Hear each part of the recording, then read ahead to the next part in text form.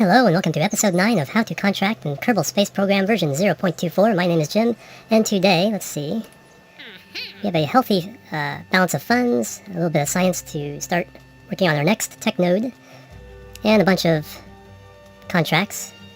So we have a science data from around Minmus, test, a rescue, test structural pylon, stack separator in flight, but the big ones here are the Explore Dune, Explore Eve, Explore Ike, and some more tests. We are looking to explore Ike, so we'll go ahead, we don't have any active yet, and we'll go ahead and accept that one. The one thing to keep in mind, when you do these long-term projects like this, they'll take years to fly out and come back. If you have any other active missions, they'll probably expire. So you want to definitely clear your active contract tab before going on one of these big missions, unless you want to do something like launch the mission and then while it's traveling come back and do a bunch of these. I mean, that's a possibility, and we may do that. I'll have to see how the construction of the ship for the Ike mission goes. So let me take a look at something here. Once we've accepted it, there's no deadline, so we can take as long as we need to get out there. And it's pretty good rewards as far as monetary, especially completing all four, 310,000. And I don't think the ship will be that expensive. So let's go into the VAB. And we're going to recycle our moon lander. Moon Mission 2. Because this is a pretty good little design for airless worlds. A nice wide stance, plenty of fuel for getting on and off. Ike is a fairly high gravity, but I think it's still less than Moon. Let's see, we want to add one more. So before we do this,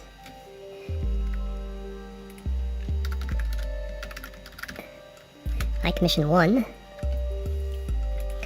Alright, we're going to add the seismic accelerator. Put that right there so it's easily grabbable from the ladder. We don't need the barometer for this mission. Okay, so the lander itself is fine, but what we need to adjust is a couple of things here. One, we'll need these at some point. I'm going to take everything from here off down, because now we have fuel ducts. So what we can do is run fuel lines from the center tank out to these other three engines. Let's see if I can place this there. There we go. So we have, whoops, I need symmetry on.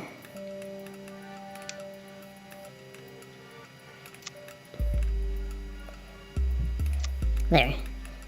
So now this fuel tank is going to be used. But what we want to do is when we fly there, we need a mothership to take us there and back. So we're going to place a docking port. Oh, there it is. A docking port at the bottom. And then we'll need another docking port there. Now the question is, what will it take on our mothership to get us there? We need about 1,000 delta V to get from Kerbal low orbit to Duna. And then to slow us down there, probably another, I want to go ahead and say another 1,000. We can aero brake, so we may do that, but I want enough fuel to do it even without aero braking. So a couple thousand there, and then we need to get back, just a couple thousand more.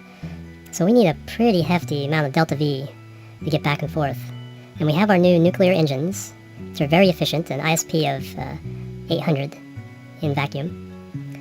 So those are going to be very good for us. So the question is, what kind of stage do we need here? And what I want is,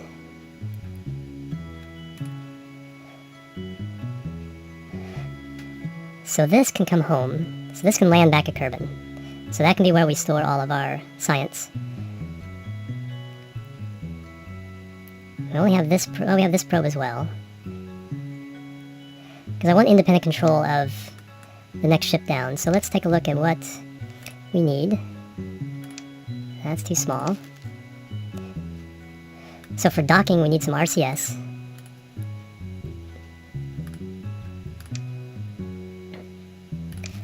let's see, there's 40 in those. We'll get 3 of these.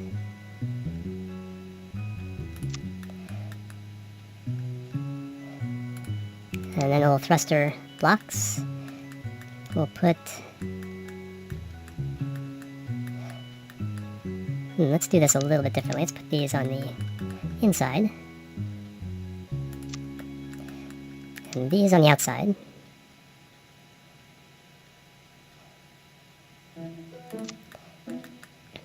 Let's get a center of mass.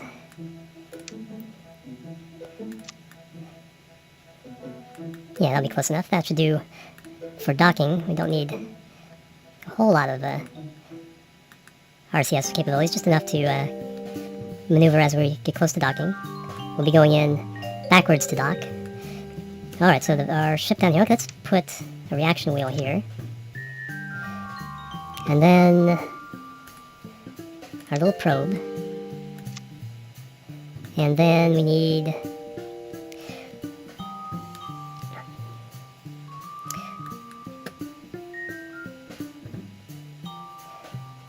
let's see, we need... just trying to think of how I want to go about doing this. I think what I'm going to do...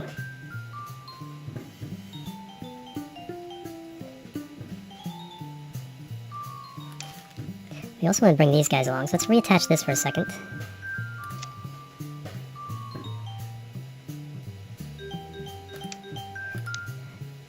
Get rid of that engine.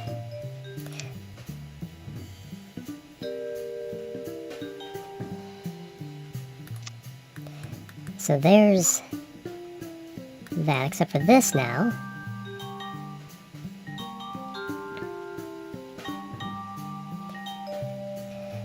So we know this can lift this into orbit with a lot of fuel here and here. We use this as our first part of the boost to Duna. But we need some nice long-term burns out of this. So what I'm thinking is... pull that off. Pull this engine off. Let's put the nuke in its place. Atomic rocket motor, I should say. And then, to give us the kind of longevity we need, I want to do these. Let's do 4 times. And then 4 more of these tanks.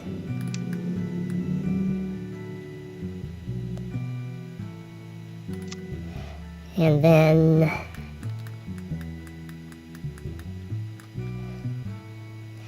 these engines are quite heavy.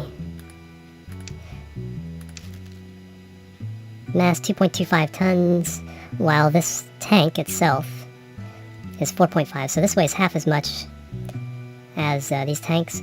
So I think I'm willing to go ahead and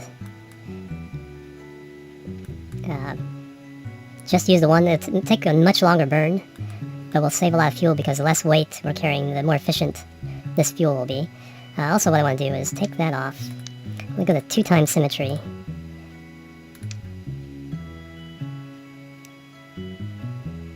And do this twice. Alt-click there. Whoops, I got the wrong bit. Alt-click on the decoupler. Because I want to kind of semi-asparagus these guys. There's no engines, but I still want to feed the fuel to the middle so I can drop a couple of these and lose some weight.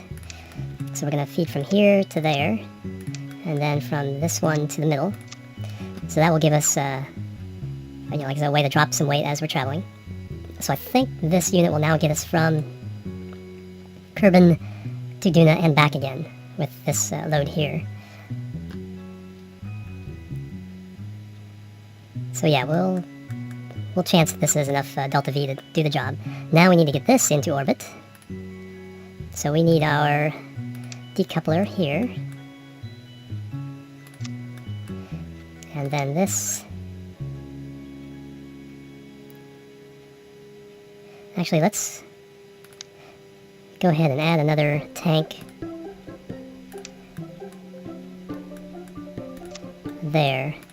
And this here.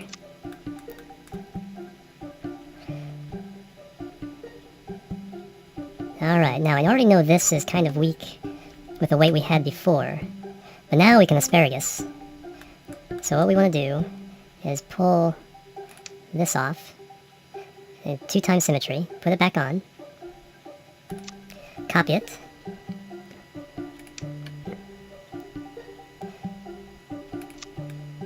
up a little low. There we go. Alright, so now what we can do is, again, this is called asparagus staging, where you run a fuel line from one set of tanks and engines to another, and then in. So what happens is, these tanks will empty out first. When they're empty, we can let this stage go, so this side and this side. But what happens is, when these are empty, this and this are still full.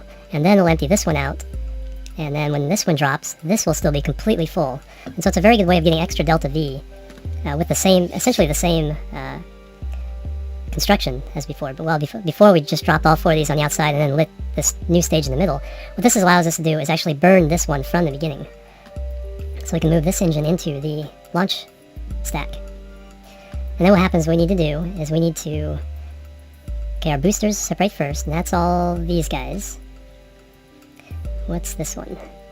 Yeah, this is definitely in the wrong. I think this goes up here. Yeah, that's the nuclear engine, so this decoupler will activate that engine. And then later on we activate our 3 engines because we just decouple that to get that going. Alright, so now we need to, the boosters go away. Now we need to make sure that this one goes away first.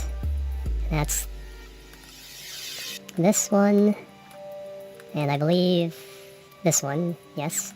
So that's the first stage after the boosters. Now there's another stage that gets rid of these 2, and that is that. And then once those are gone, it burns the middle here. We have this stage next. So 3 goes below 4. And then as the nuclear engine burns and these tanks empty out, we'll have to keep an eye on that manually. So we want to drop these 2.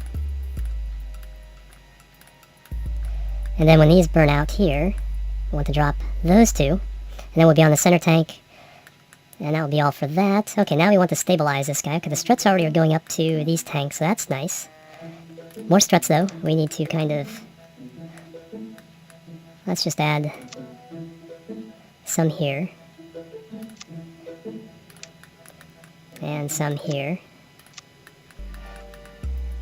Even though there's not a lot of stress on these, since the struts are attached at the bottom of them here, it'll just help with stability. Let's go ahead and go across as well. This bottom stage is strutted up pretty well, and now we want to support, well, one thing we want to do is we want to support where this probe is, because that's going to be a weak point. And we want, let's connect it first, pull it off. Want 4 times symmetry here.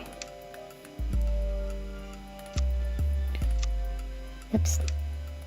From there.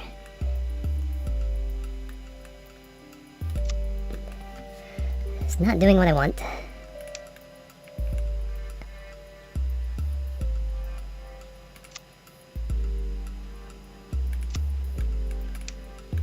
Let's try it from the other way. Let's do it from here. There we go. And let's do 4 more. This angle. Because that's a weak point. There'll be a lot of wobbling. And then finally we want to support this docking clamp, because it'll wobble around quite a bit if it's not supported. So we'll go from... Let's back out just a bit. We'll go from this tank. Once we're in space it doesn't matter as much, so I'm not worried there. To this strut. Then we'll do another one on this side to here. And then finally from here. Yeah, it's kind of, because this is trilateral and this is 4 times symmetry, it's kind of weird, but this might induce some rotation.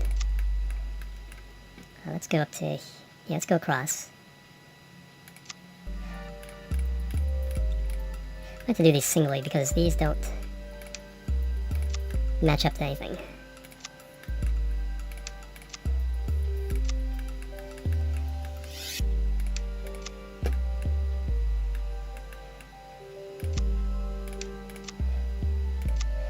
And once these tanks release, we'll be in space, and like I said, the stability won't be quite a big of an issue.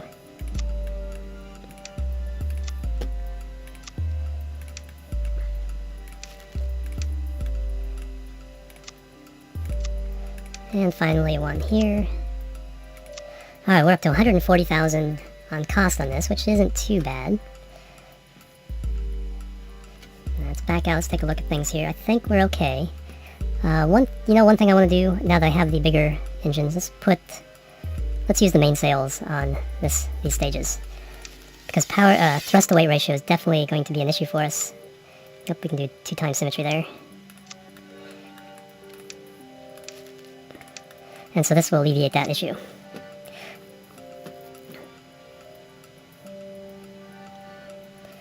Alright, okay, here's my stage. Okay, so I have 4 boosters, 2, 3, 4, 5 engines.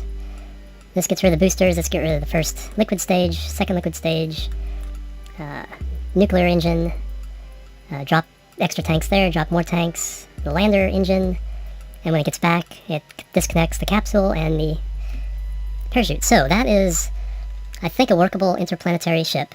This is one of the kind of the challenges at this stage of the game, is making something that can lift enough to get into the next, and get out of Kerbin's influence and into another planetary orbit safely. I think this will do the job.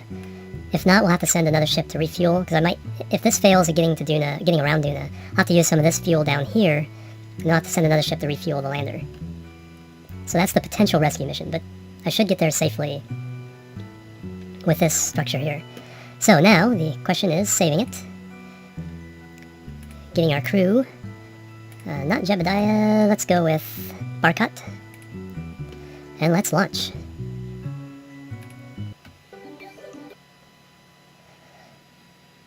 Okay, SAS on. Get our stats up here. We have 1 active mission. Yes, we do have an active before we're leaving. Okay, so I know what I need. I need solar panels on this part.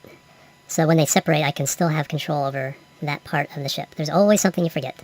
Alright, let's revert flight to vehicle assembly. And there's also maybe RCS. Let's go with these, do 2 times symmetry.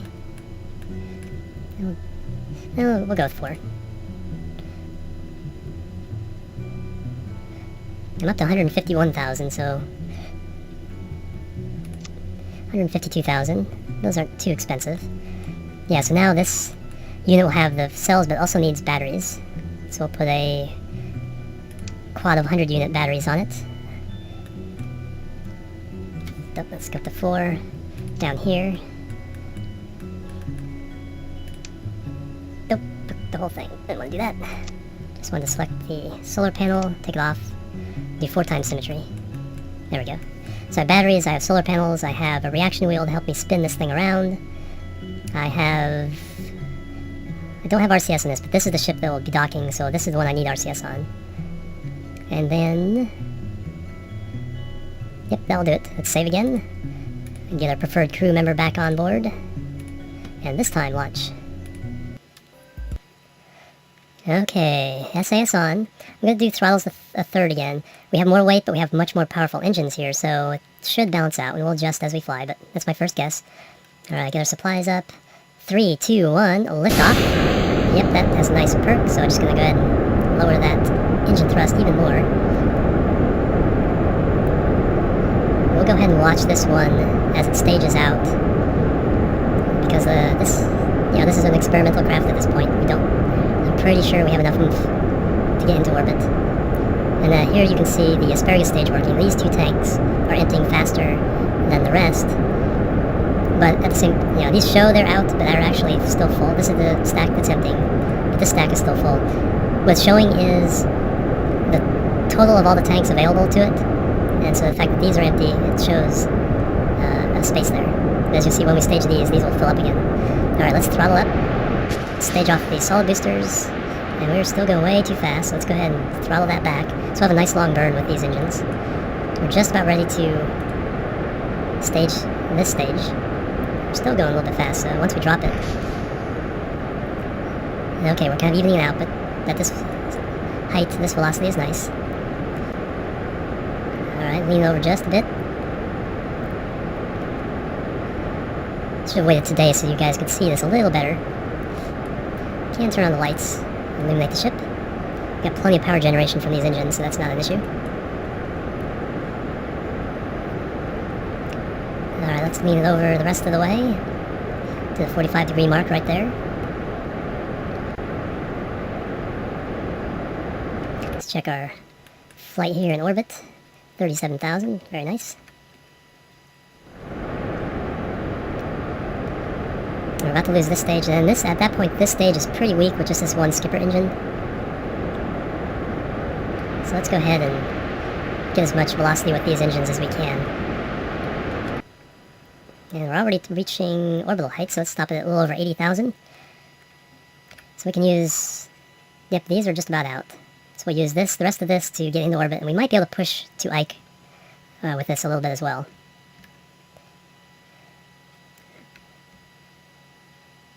Looks like I have enough charge to go ahead and leave those lights on. Start leaning over. I only have 2 reaction wheels turning, the one in the capsule and the one I put on the second stage. To get this thing over. Not quite in space. Almost there, though. Alright, 70,000 and the music. 55 seconds. I'll go ahead and start burning now. Get rid of this stage and then get this weaker engine going. This has to push us another 1,100 meters per second.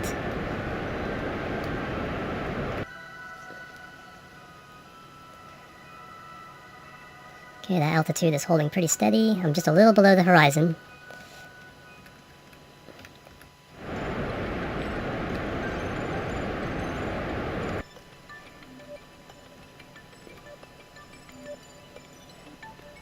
It's catching up to us, and we're still over 700 meters per second away from circularizing, so let's point up a bit. See if we can pull it back to us. Plenty of fuel, the question is power.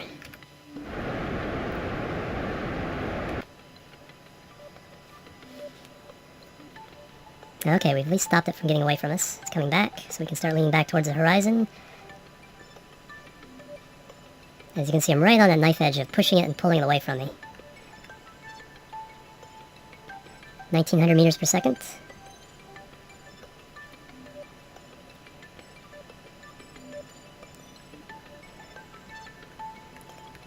Alright, we're about to orbit.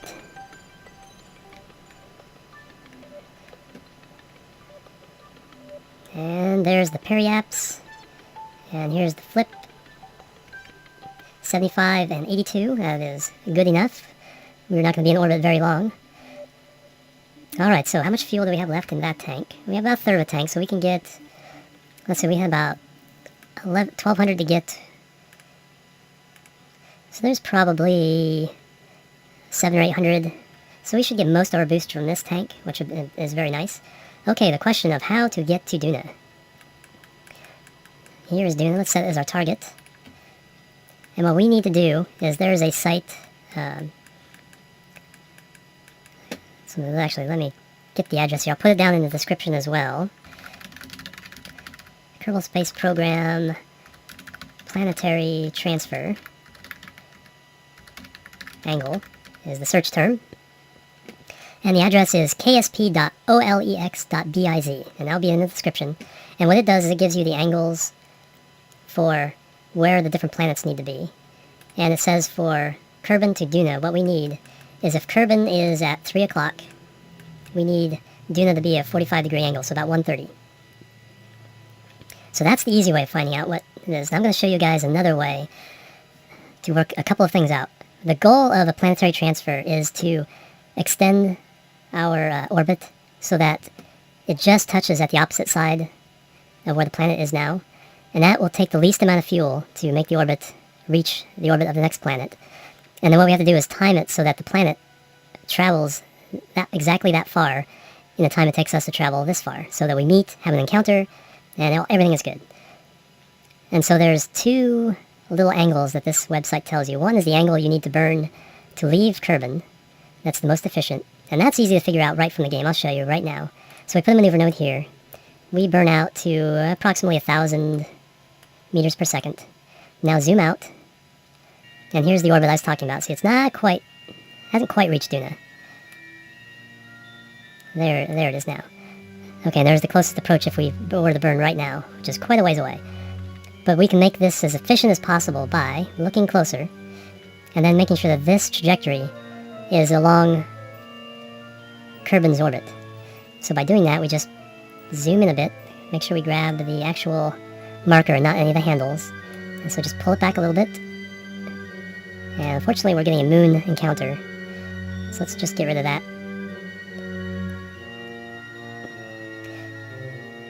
Well, let me go ahead and pull it out just to show. At least now it's a little more parallel. And the result of that is that we get, well, it doesn't even show it now with the moon in the way. So what I need to do is go around a couple times and get the moon out of the way. So I will speed this all up and be back with you in just a moment.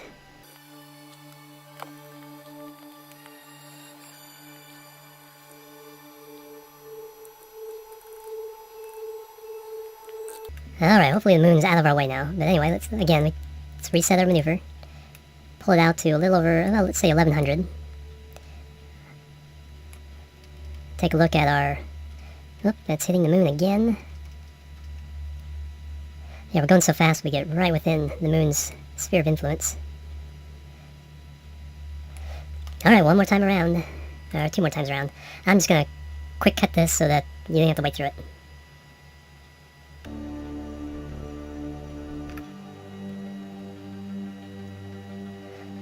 Alright, I'm back, and now we should be safely out of the moon's influence. It's along our line, but by the time we get out there, it should be over here. So one more time, click there, add a maneuver, burn this out to about 1100.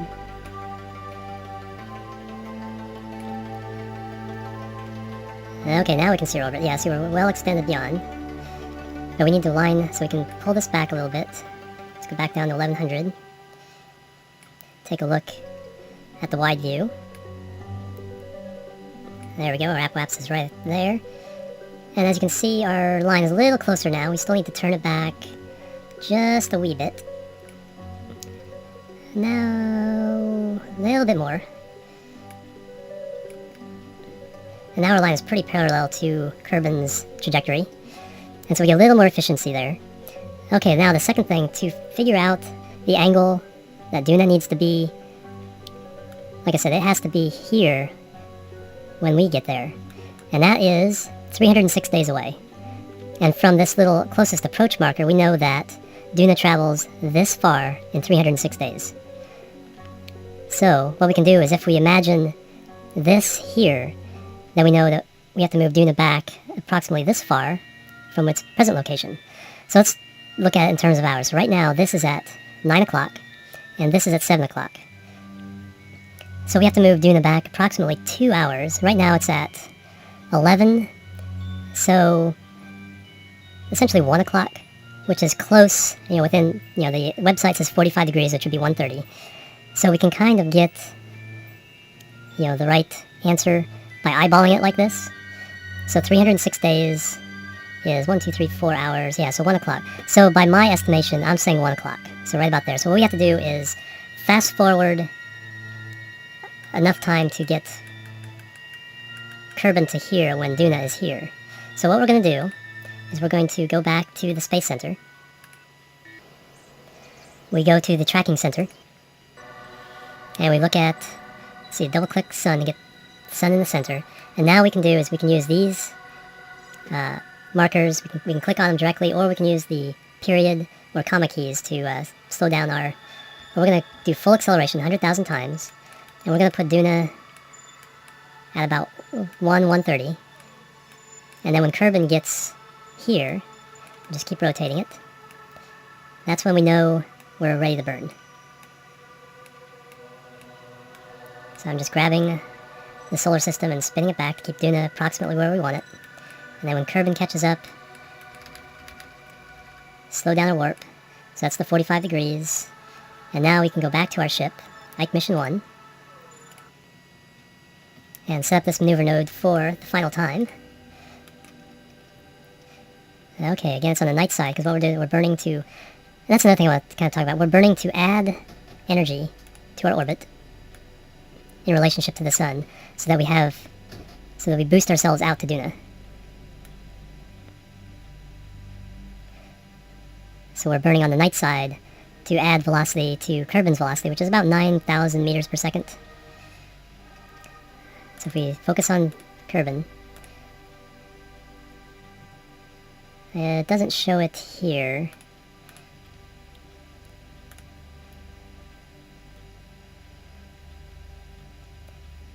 Kerbin, yeah, velocity 9,284 meters per second. That's going around the sun. Duna is going 7,500. So it's going slower, but its orbits are farther out, actually have more energy to them than orbits that are closer, even though the velocity is smaller. You'd think it's one of those counterintuitive things about orbital mechanics. Alright, so we can make this a little more efficient by pulling this back. Yeah, so now we're projected a little bit beyond, so we can go just a bit more. And get that parallel, nicely parallel, so we're good there. And we have a pretty close approach there, but we're extending out beyond it, so now we can slow it down a little bit more. And you can see the markers approaching the apoapse. And somewhere in there, we should have had an encounter. Okay, so that's us, and that's Duna, so we're behind. So one way of kind of fixing that is to make this a less efficient burn. Let's see, so if we move things back a little bit more, let's see what happens. It's all experimental. So now we've made our burn a little less efficient, so we need to add a little bit more delta V. And so yeah, that's pushing it away. So now let's do the opposite. Let's take this and push it more this way. So we kind of go off to the left, and that kind of twists our apoapse down. Cut a little bit of energy. And again, it never quite gets an encounter. But it's pretty close. So instead of spending another 5 minutes here trying to get this encounter, this is close enough where we're going to go ahead and burn, and then we'll adjust to get an encounter mid-flight. And I'll show you guys how to do that when we get there. Anyway, so let's go ahead and we're coming up on our burn. It does not know how long it's going to be. Typically these burns are in the several minute range. So I'm going to start burning, but I have this fairly big engine with a good amount of fuel. So I'm going to assume burning 2 minutes before will do just fine. So let's move over to the blue marker. Now just slow it down. Don't have a lot of torque on this ship with this big engine hanging off the back.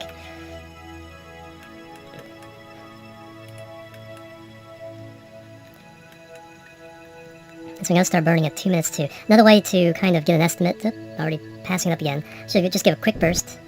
Yeah, 2 minutes 48 seconds, so we can actually get a little closer. No, 2 minutes early will do. Let me burn. Because once we lose this, we're going to be on the nuclear stage, and that's going to be a lot weaker. So I'm going to compromise and do at 145. Just speed up to that.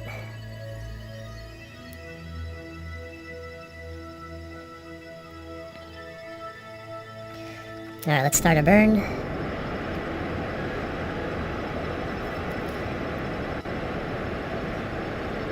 So this stage should, like I said, get most of this burn out of the way.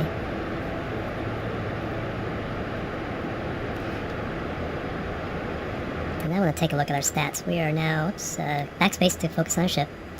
47 tons. That's not too bad.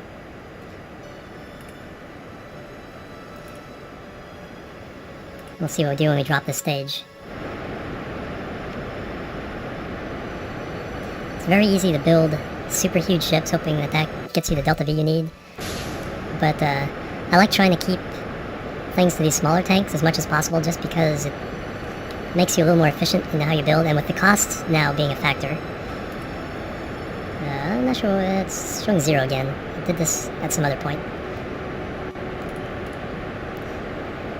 Okay, we're overheating a little bit, so nuclear engines, I'm gonna pull it back a little bit. Yeah, see, it's an extra 3 minutes now just for this little bit. But we're mostly there, and we've already got an escape. Now it's just a matter of extending our orbit out to Duna. No, actually we don't have our escape yet, but still within Moon's orbit.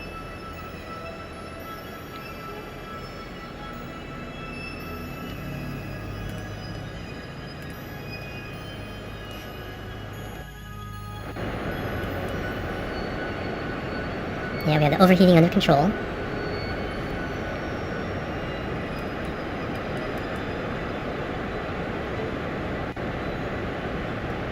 Some debris from an earlier mission. I'm not going to worry about chasing down the blue marker. Because, once again, I'm going to... When this burn gets out there, I'm going to cut the maneuver node and watch the actual orbit and see how close we get. And once we get as close as possible and it goes the other way, that's when I'll cut the engines. Okay, we've used very little fuel. We had about 300 delta V, so we used 150 delta V, and we've used very, very little fuel. So this should be this should be enough to get us to Ike and home again.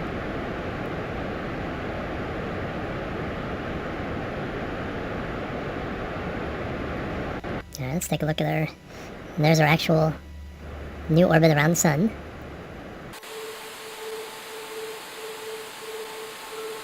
Alright, we're still burning. Leaving Kerbin behind. Okay, we're getting close enough. I'm gonna go ahead and just eliminate the maneuver node. And as soon as we get those markers, I'll kind of slow down the burn. Okay, there we go. So 588. So it's going back up. So this is our minimum right now. So that's fine. So let's get out of Kerbin's sphere of influence. Let's get a nice view as we zoom away.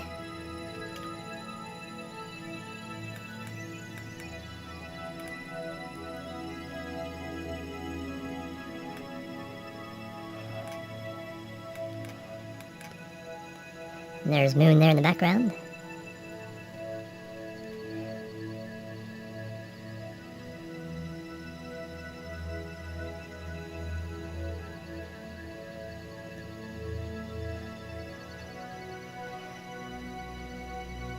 And don't see Minmus.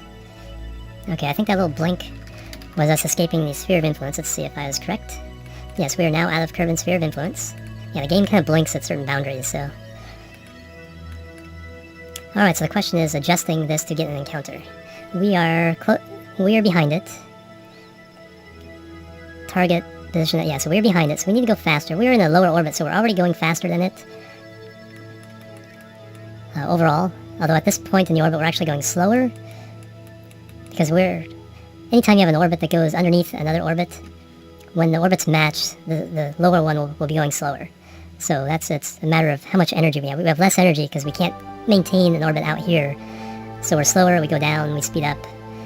But this is a lower energy orbit. So we're actually going slower at this point, so it's kind of getting away from us. That's why this is our closest approach instead of here. We need to kind of fiddle with that. So one way of doing that is getting over here. And we can do it at the setting node, because that way we can also adjust that. And let's boost our velocity. And let's see if we get an encounter somewhere along the line, farther along.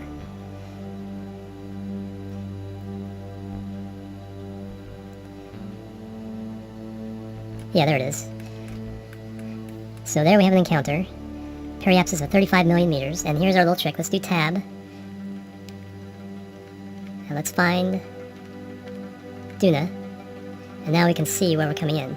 Yeah, see we're coming in around to get a counterclockwise orbit, so that's perfect.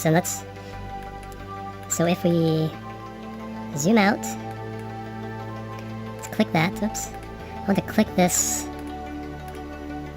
just the marker, to keep it open. There we go.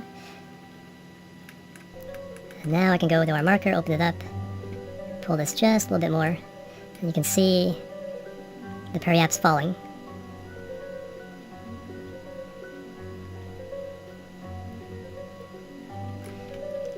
The question is 550 meters per second. We're adding velocity, but that's kind of okay, because it means it'll take less delta V to establish our orbit.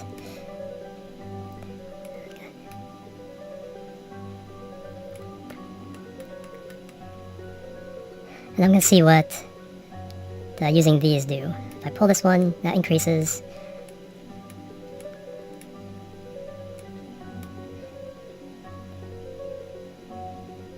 Nope, now it's increasing again.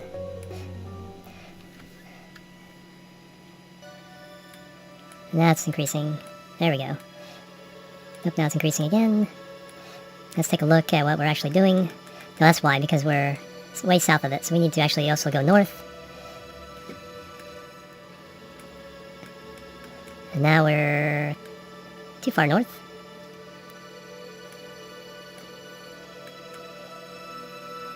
And now we're on the wrong side of the planet. And we have an Ike. Oh, we have an Ike encounter. That's why the Duna periaps went away.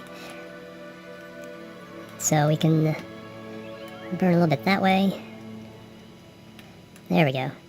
That's a nice periap. So that's our maneuver. So let's go ahead and go there and do it.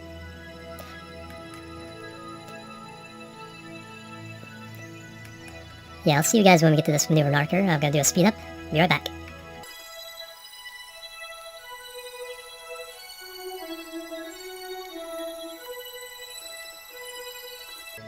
Okay, I am back, and we are within 10 minutes. Let's go ahead and get our position. Let's get our focus back on the ship. Find our position we need to be in. Definitely mostly prograde with a little bit of northward adjustment and a little bit of... Okay, that's pretty close right there.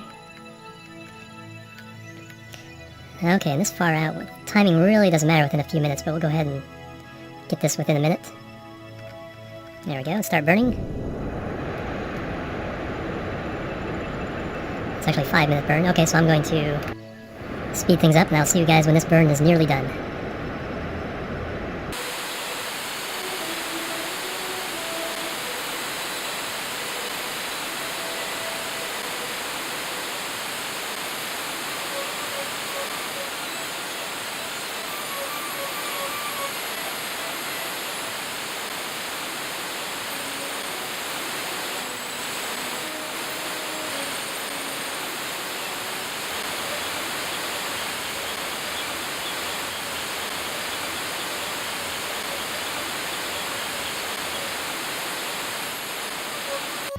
Alright, we are back, and we have nearly completed the build. I was not worried about following the blue marker, and as you can see, I was playing around with the camera angles just to see what I could get. Let's take a look at our result. Let's get rid of the maneuver node. Okay, we have an encounter. Doom periaps of 9 million, so we're actually pretty close to what we want. Let's take a look at the planet itself and see if this is something. Yes, that is very good.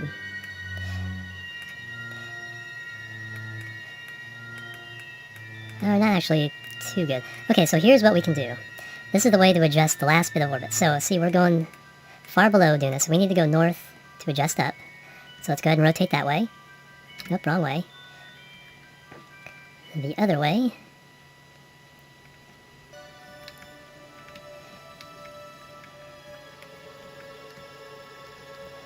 There we go. Now, as we burn, this will come up to match the equator of Duna. And you can see the periaps getting smaller. It's because we're lessening the angle between it and Duna.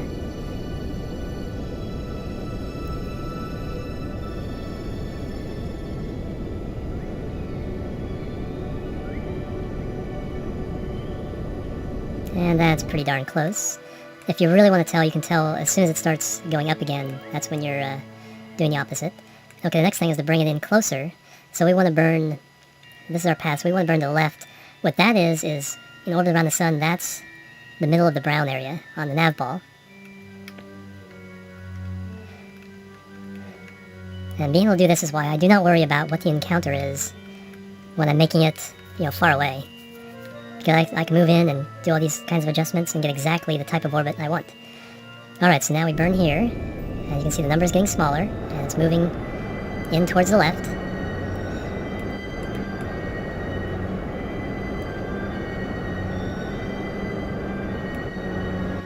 We're a little off, so we're getting south again.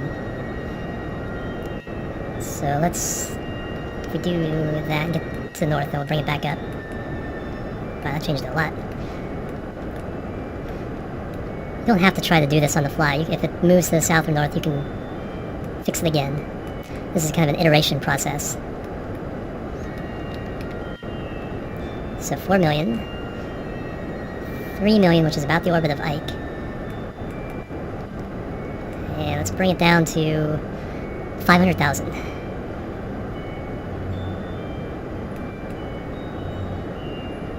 Let's stop at less 800,000, but we're south again. So let's go back to the north, because we're going south and whipping up to the north. And we want to get equatorial so that we can transfer out to Ike fairly easily.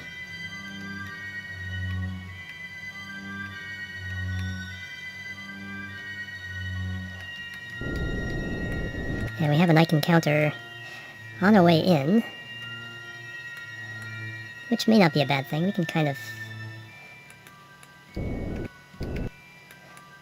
Yeah, let's try to go straight for an Ike interception. If we fail, we can just go to Duna instead. Although it might kick us right into Duna's path. So yeah, we'll try that. But let me think. I'm going to cut out a second. I'm going to check how much footage we have. We may have to cut this into 2 parts, so I'll be right back. Alright, I'm back, and yeah, we're a little over an hour of footage, so this will be it for episode 9 of How to Contract in Kerbal Space Program, version 0.24. Next time, we will actually get into orbit around Ike, do our missions, collect that science, and go home. So we'll see the reverse of this process, and I'll talk more about interplanetary transfers, so you guys get a more detailed look at how to manipulate yourselves to get wherever you want in the solar system. Anyway, that will do it. My name is Jim. I want to thank you guys so very much for joining me. Have a great day.